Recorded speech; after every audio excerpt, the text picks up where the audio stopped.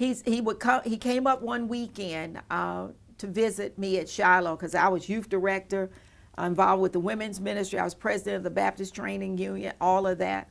And he had made the decision that he would move to Lexington. He was pastoring a church in Paducah, in West Paducah at that time. But he had made the decision because he wanted to go back to school. He only had a 2-year degree. And all this, he had a 2-year degree. He had two 2-year degrees.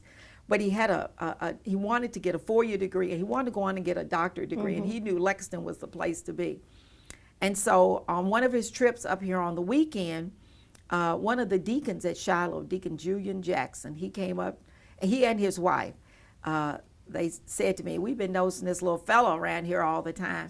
Now, he's not going to take you away from us. And so I said, no, he wants to move to Lexington, and he plans to move here. And Mrs. Jackson said, First Baptist Church Bracktown is open.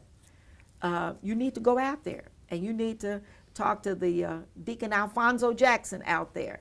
And they said, as a matter of fact, they're having a wake out to Bracktown tonight. A wake? You need to go out there, and you need to meet this Deacon Jackson. Well, Deacon Jackson just happened to be my cousin.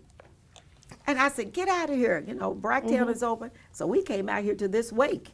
And we came out here to this visitation, and I introduced my husband to Deacon Jackson, and the other Jacksons were out here, and they said, have you all selected a pastor? And he said, I am so sorry.